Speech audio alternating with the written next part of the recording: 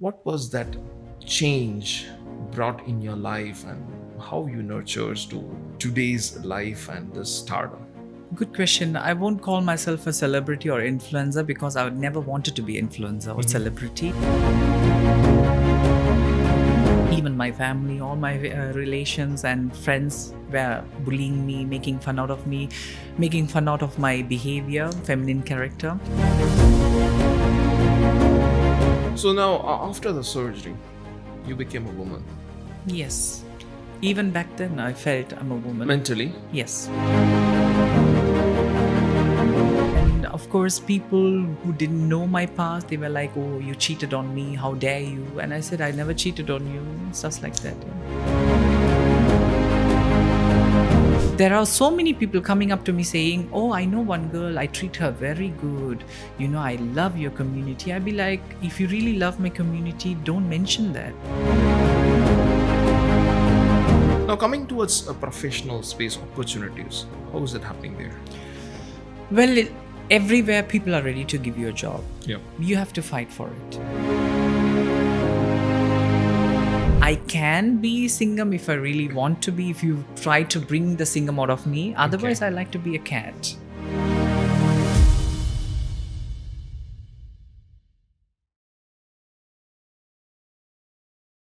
Hello, welcome to ONSense Talk.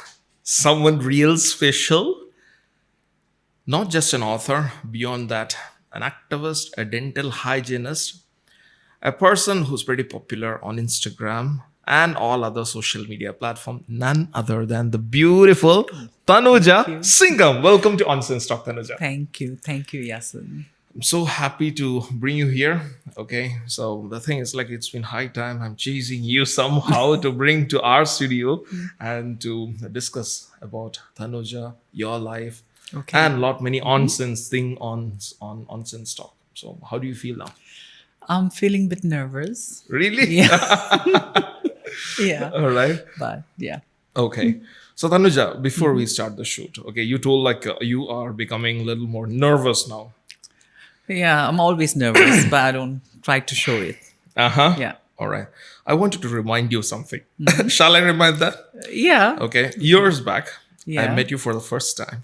Okay. Okay. Yeah. At Kuwagam Festival at Villapuram, the Transgenders Festival, Yes. when I came there for an interview. Okay. You were giving an interview for another Yeah. documentary. Exactly. I've seen fire in your eyes. Okay. Okay. Yeah. And heated up words. Yeah. In fact, I still remember that script saying, like, public, especially you men, you have lust in your eyes when you're looking at us. Okay. You were not at all nervous in front of that crowd, No. Tanuja. And I now was you're really saying, pissed like, off. yes. Yeah. I was really pissed off then. Yeah. Okay. All right. So tell me, Tanuja, how's life going on? It's good so far. Uh-huh. Yeah. I'm living the best time of my life, I would say. Yeah. Of course, I know a bit more about you. For the viewers, okay, can you please give a heads up or brief about your life? Okay. Shall I start from the early stage or just what I'm doing right now? We'll start from the childhood. That'd be Okay. great. I was born in Sri Lanka, and due to the civil war, we moved to India, Madurai. I lived in Madurai for almost 10 years, from 1991 to 2001. And then we decided, we were waiting to the war to end, but it didn't end back then. So my dad was living in Germany to make money to send us. So we decided to move to my dad because he was alone and he was met with an accident and he was all alone there. So my mom decided to take us to Germany. At first, she wasn't interested in moving to Germany because she was scared that we would accept the Western culture. So that's why she wanted us to stay here. But later on, due to my dad's health condition, she decided to move to Germany. So that's how I shifted from India to Sri Lanka and then from Sri Lanka to Germany. So when I was 12, I landed in Germany. So since then, I'm living there. So from Sri Lanka to India, now India to Germany. Sri Lanka and then to Germany. Germany. Yes. Okay. So this is in short. Yes. Okay. Looking back to your childhood. Yeah. Okay, you told your family migrated from Sri Lanka Yes. to India. How was the life then? Back then, I would say we were living a very middle class lifestyle. It wasn't luxury because my mom always thought we would go back to Sri Lanka. So she never wanted us to buy anything. We didn't had a TV at home. Every time when we used to ask anything, she would be like, "No, we are going back to Sri Lanka. So what I'm gonna do with the TV?" So that was her thought. So not even fridge we had. Until we left India, we didn't have a fridge at home. Not even telephone, because every time we asked for something, she would say, we will be going back to Sri Lanka, so we don't need anything here. So just wait. So we had a very normal middle class lifestyle, and I'm grateful to that, because today I can mingle with everyone. I can live a very luxury life. At the same time, I can go really down and mingle with everyone because I had that lifestyle. So I grew up in that lifestyle. So that's nothing different for me. So I'm grateful for that. Wonderful. Touch So wood. thank you, Amma, for making us experience that as well. Wonderful. All right. So your childhood was in Madurai, I believe, right? Yes, Okay. So until what age you were in Madurai? I was 10 when I left Madurai. Oh, you were 10. Okay. Yes. So now you are an author, Yes. a celebrity. Yeah. Okay. Okay. Yeah. All right. All I right. hate that word. A known face. Oh yeah. Okay. That sounds It's better. like Yeah. Tanuja is a brand. Yeah. Okay. No compromise and no adjustment on that particular word for sure. Yeah. Okay. So today your life is completely different. Okay. Whereas back then you were saying like from a middle class family. Yes.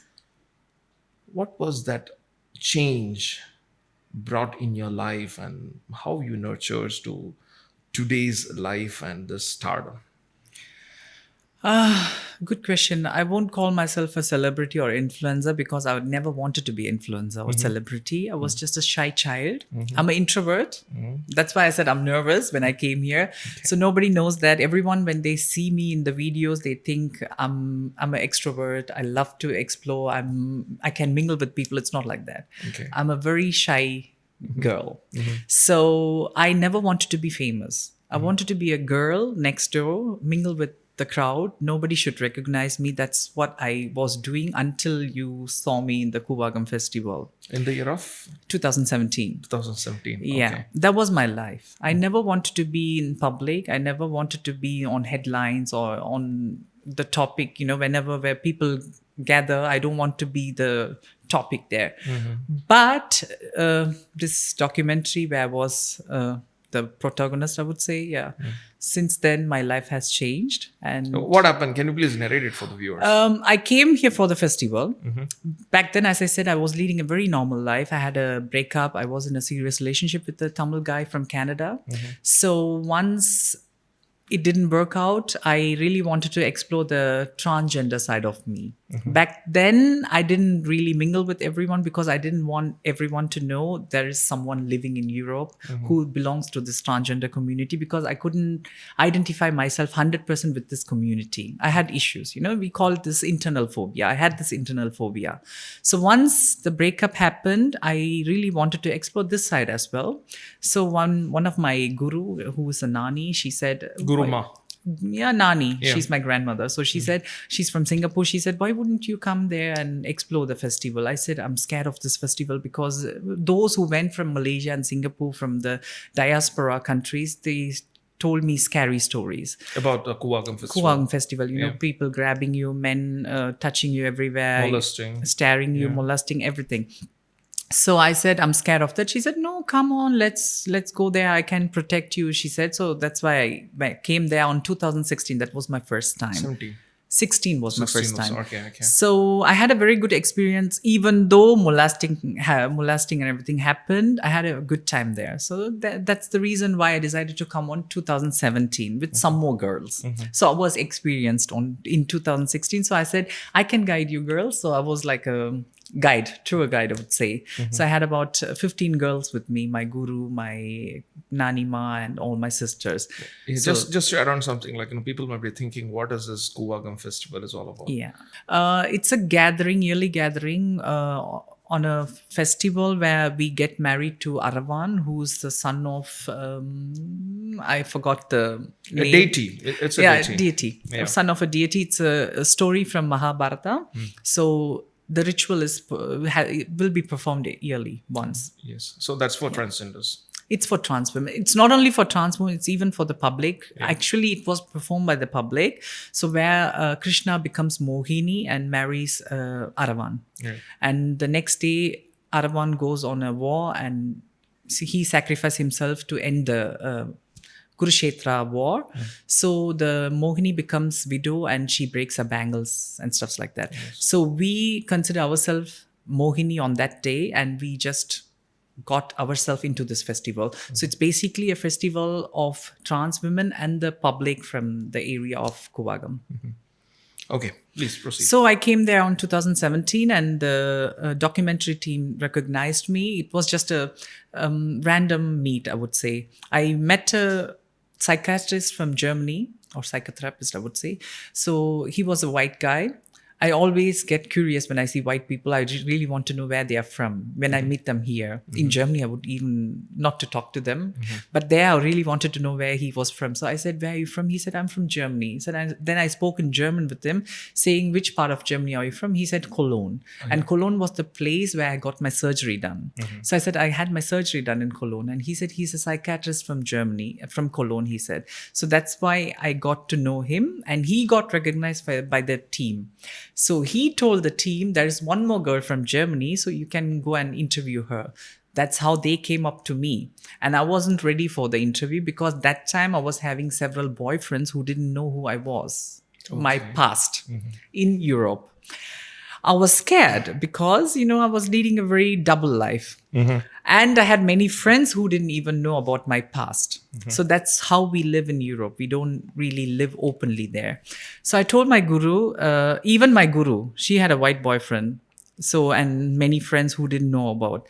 The nanny who took me from Singapore, she was married to a white guy for 30 years. Only the white guy knows she's a trans woman. All his family members think she's a woman. Okay. So I told my guru, they are going to have an interview with me in English. If it comes out, everyone would know. What shall I do? And she said, they recognized you among all these girls. It's an opportunity for you. So just talk, and just in India, it will be telecasted. Nobody is going to see you. So who cares, she said. So the interview was done, and I'm a very open person. I don't have any secrets or, hidden stories. So I'm open with friends and open with everything. So I said everything, what I should say or what I could say. And the interview or the documentary was telecasted or uploaded on YouTube. And boom, it was an overnight sensation. Yeah. My Facebook followers went up. I think I had 1,000 followers, and then day after I had about 5,000, which was the limit back then. So yeah, that's how I became famous. And of course, people who didn't know my past, they were like, "Oh, you cheated on me. How dare you?" And I said, "I never cheated on you." Stuff like that. Yeah. Okay. So I have something to connect with that. You know what? Yeah. Your video got published, the documentary. In fact, I was next to you. I was actually watching the way how you were speaking. Yeah. I wanted to interview you, but I couldn't. Okay. Now, what happened is the video became so viral, sensation. So I downloaded that video. I uploaded it in my Facebook account. And Facebook gave me a couple of warnings, which I didn't notice. Okay. They shut down my Facebook account itself, Oh my saying God. like copyright Okay. issue was happening. That wasn't me. Yeah. That was the channel. Of course, yeah. Yeah. But you were the one who was inspiration for me to upload that Thank video. you. Okay, however. Yeah. So now, So you were next to me when I was. yes, I was there. I was there. I was there with a group of students from the university. Okay. So we were there to explore what is Kuwagam Festival. Okay. Now, so this is where the breakthrough is happening. Yes. So from here, Tanuja is actually popular with the name of Thanuja Singam. Yes. What is the Singam in Tamil means lion? Yes. Okay.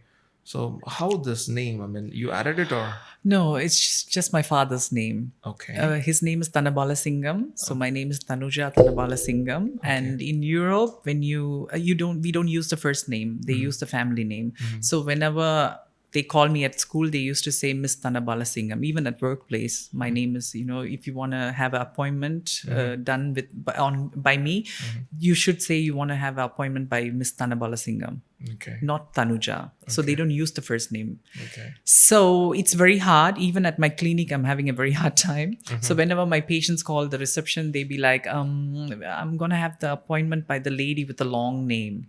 So they be like, Miss Singam. So that's how I came up with the Singam. So whenever people ask me why you have this long Talalala name, I'll be like, no, the Talalala is a big name with some, glorifying things like Tana means special, Bala means little lioness or something, I would say. So we just use the Singam, like the Sing from Punjab, I would say, Okay. in Europe. So that's why I came up with the Singam. All right. Tana doesn't sound good, Okay. So that's why I said not Tana or Bala. I said Singam. Call me Singam. So how about in your real life? Are you a real Singam? As I said, I'm an introvert, so I'm a very shy person. I don't want to be in the middle point. So that's why I can be Singam if I really want to be, if you try to bring the Singam out of me. Otherwise, I like to be a cat. Yeah. All right. Okay. So now Singam, I feel so excited, interviewing a Singam. All right. Okay, nice. So, Tanuja. And it's a common name in Sri Lanka. Oh, okay. Sinhalese have Singe at the end. There was a cricket player, I think. His name ended up with Singer. And Tamils have Singam as a family name at the end. Oh, okay. Yeah. All right. Okay. Cool. So now, I believe like after 10 years, you're migrating to Germany. Yeah. When you were 10 years or? 11. 11 years. Okay. Since when you are finding the real Singam inside you? You mean the transition thing, right? Okay. You made it up very nicely, I would say. Yeah. I was I would say when I was 11, I landed in Germany. When I went to the class where we learned German, we call it an international Förder class. Förder means like, I don't know how to translate in English. It's a class for young kids, migrated kids from all over the world in Germany, where we get together and study German before we schooled into a normal classes. So I was with a lot of people. Back then, Iraq and Iran was a very famous migration country, just like Sri Lanka, war. They had war as well. So there were two Iraq and Iran guys with me. So when I went there, the one guy said, there was one Thai guy as well, and they started calling me Shvul. I had no idea what was Shvul. I went back home and asked my brother. I said, they are calling me Shvul. What does it mean? My brother came to Germany even before me. I think 1 year before me, he landed there. So he could speak good German. So I asked him and he said, that's you. So basically, they are calling you. Nothing wrong in that. I still didn't know what it was. Later on, I got to know Shvul means gay. Oh. Okay. So they started calling me gay before even I realized I'm different. So the entire school started calling me gay. I always had a very high voice. I never had a deep voice. So I used to talk like this, hello, hi. So they used to ask me, where are you from? I'd be like, Sri Lanka. And they started calling me Sri Lanka because the way I said Sri Lanka. So I was a joke at the school. And I really didn't know what was going on. Those kids were really rude and they started bullying me. They were really forward, I would say. I was just a kid. I didn't even know how to behave. Here you can be a kid with 11 or 12. There with 12, they were really matured. So after all this bullying, I started believing that I'm gay. So I started researching. That's the time when internet boomed as well. So we had internet connection at home. So I started researching about gays. So I found out I could be gay because I'm attracted to men. I like girl stuff. So I'm gay, I thought. So first of all, I have to accept the fact because I was a normal child. Normal child in the sense I believed I'm just normal like everyone. I wanted to marry. I wanted to have kids. I wanted to make my parents proud. At the same time, I always realized I'm different within myself. And I thought it will end up when I hit puberty. It wasn't the fact. So I have to accept the fact and I have to work within that.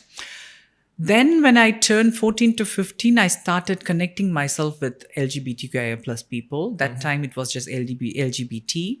And At the same time, 2007, back then, there was one guy, his name was Jackson, Matthew Jackson or something like that. He is a Malayali guy, but he became Gay Europe in Mr. Gay Europe, Okay. 2007. So I was surprised, a Malayali guy who becomes Mr. Gay Europe back in 2007. Nobody knows about him, but back then he was a sensation. I messaged him on a social media platform. I don't even know what platform that was like. Back then there was hi-fi whatsoever, not Facebook, not even Facebook was famous. So I messaged him and he was like, yeah, I'm gay. I said, you're openly gay, you're proud gay, why didn't you transform yourself? Your family would have been proud of yourself. He said, no, why would I? I'm gay and I like to be like this. That's the time when I realized there is a difference between being gay and trans woman. Okay. Until then I used to think trans woman is the highlight, you know. You become openly gay when the society accepts you, you have reached something, and when you transform you have reached the platinum. Yep. That's what I thought. And then he made me realize that that's two different things. You know, I'm different, you're different. You're a trans woman, you have an internal problem, you have gender dysphoria, you want to change your body. I'm happy within myself, I'm happy within my body. He made me realize that. Then that was the same time where Rose Venkatesan became TV host, I would say, not a radio jockey, TV host. So from a famous channel, she was a host and she was hosting a program. And I got the chance to message her, I emailed her, and she was so nice and kind. She messaged me back. Even I wouldn't do that now, you know, randomly messaging back. I'm giving my best, but you know, she was back then very famous, but she was very kind to me and she messaged me. She gave her phone number. I spoke to her and she told me, okay, you're not gay, you're a trans woman, and this is your problem. She made me understand the entire thing. And she told me, you can go for a transition, but just wait, you're just 16. Wait until you finish a degree, just like I did, and then you can start your transition. Within 3 months, the inner cat in me, I would say, couldn't wait. I said, okay, this is the thing which I'm going to do. I was thinking, you know, I was just sitting there and thinking about what I'm going to do, because today the entire school is mocking me. Even my family, all my relations and friends were bullying me, making fun out of me, making fun out of my behavior, feminine character. So I thought, what if my sister gets married? When I wait for 5 years, she will be having kids. And then I have to explain the kids what's going on with my family, within myself. Even my cousins, they will get married. I had cousins who were elder than me and they were having kids. So the kids are 25 now. So back then they were like 5, 6. I have to explain it to them as well. So it's a very difficult task for me. So I told myself, better now or never. And that's the time when I decided to tell my parents. I told my mom, she was against it. Then I committed suicide with 16. Committed or attempted? Attempted. Okay. Yeah. So I went for it. Yeah. All right. It's a wrong decision. No, don't go for that. But back then, I had no idea. I was a cat. So I had no idea. My brother was against it. My mom was against it. I wasn't strong enough to tell my dad. So, yeah. I understand. Okay. So I believe like you were 16 to 17 at that time, I guess, right? 16. I was 15 to 16. 15 to 16. All right. All right. Okay. So now from here, I believe you got push and support from the family as well, or no, never. My mom will be angry, my brother as well. They are like, I should say positive things about them. The problem is they were against it for such a long time. My sister was accepted from the beginning. She was very supportive and she accepted it. But my mom and my brother had a very hard time accepting what I really want to do. So after this attempt, they said, do whatever you want to do, but we won't support you. So I was living with them. I asked my mom on a day, I said, would you throw me out of the house? You know, back then it was very famous. So neglecting the child. She said, no, you're my child. I'm not going to neglect you. You can stay with me, but I'm not going to support what you're doing.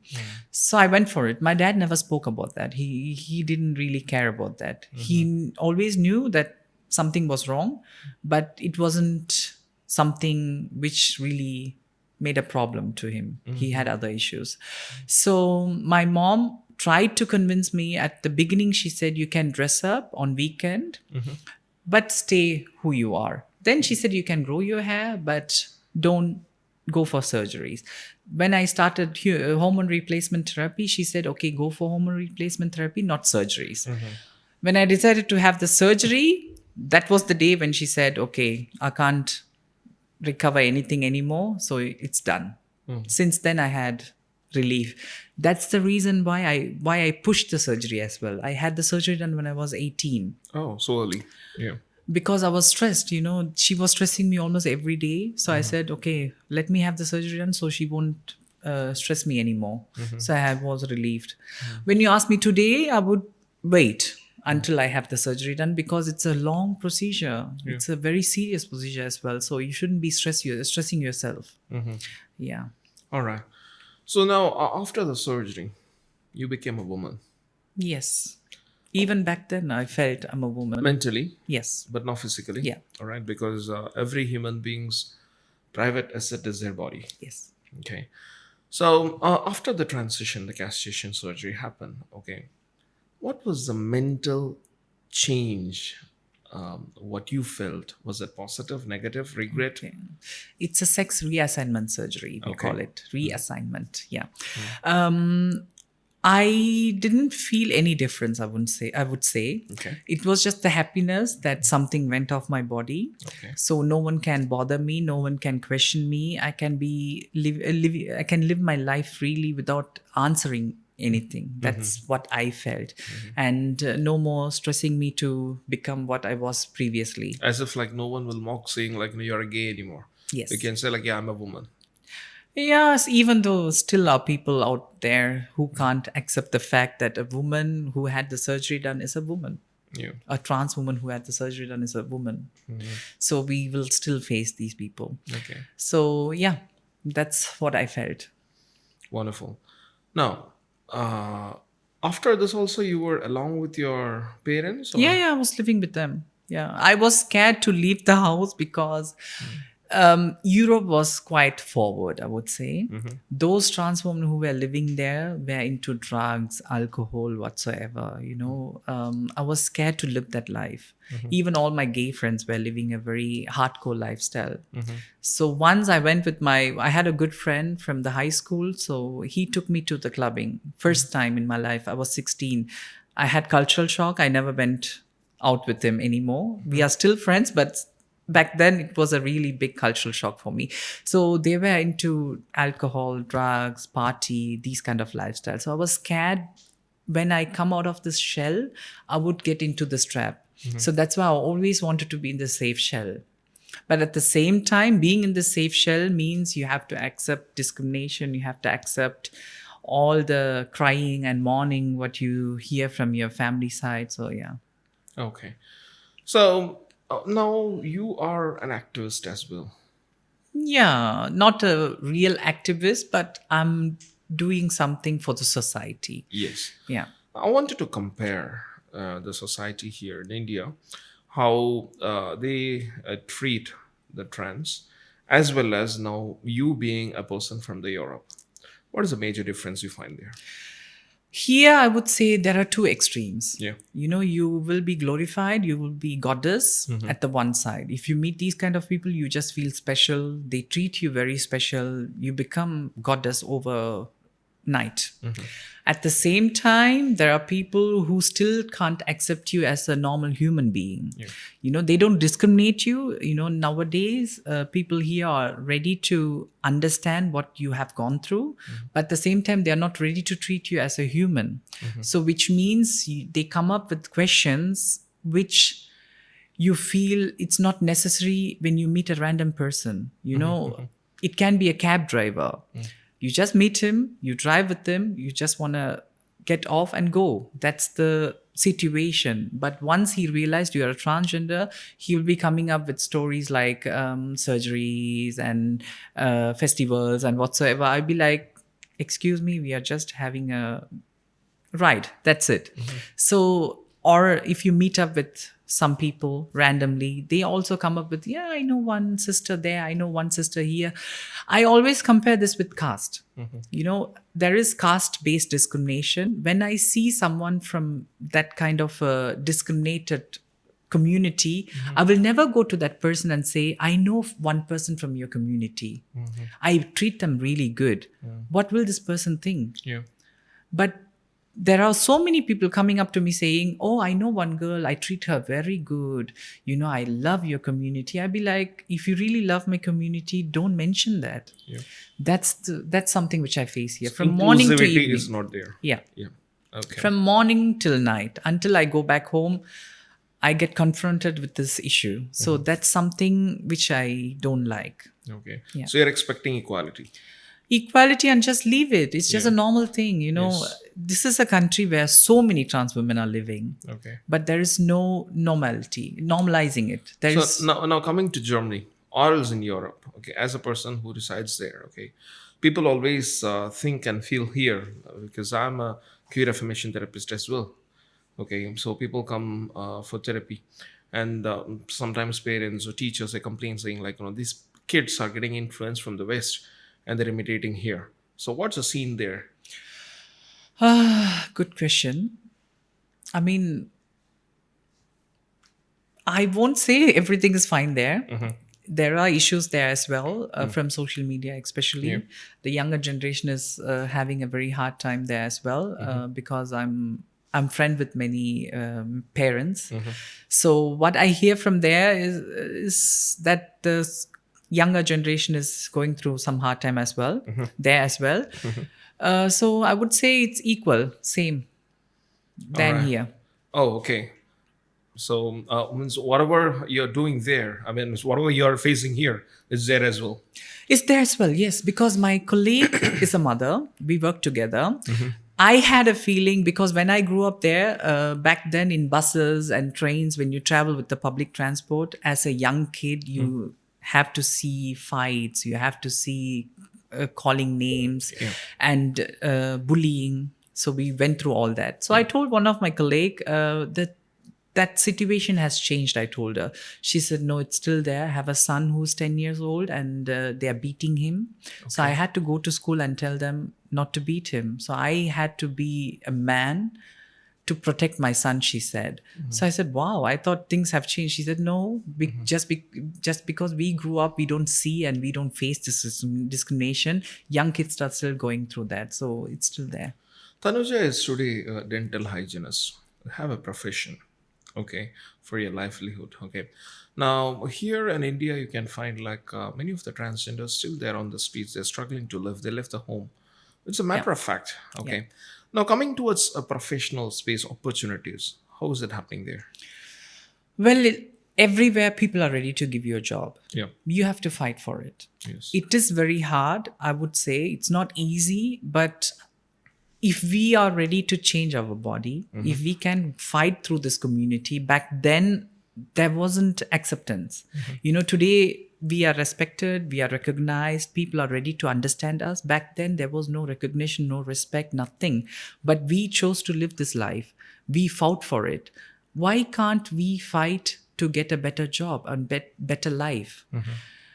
There, my community is kind of relaxing, I would say. They are having a very comfortable lifestyle and they are accepting the fact that the lifestyle is like that.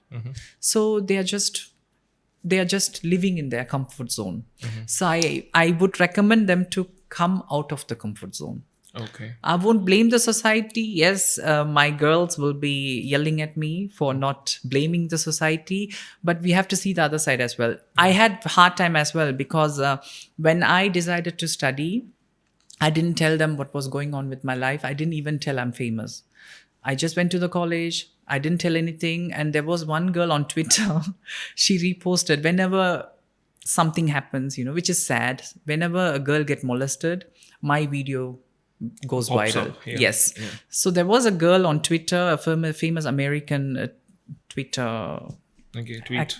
Tweet girl. Yeah. So she tweeted my video. So it went viral again. And someone took that on TikTok. She posted some random account posted it on TikTok. All my colleagues found out it's me. And they didn't know anything about me. But it was very positive. So they supported me. They said, we never know that you are such a strong character, strong personality. I was like, oh, thank you. And they even applauded when I came into the class.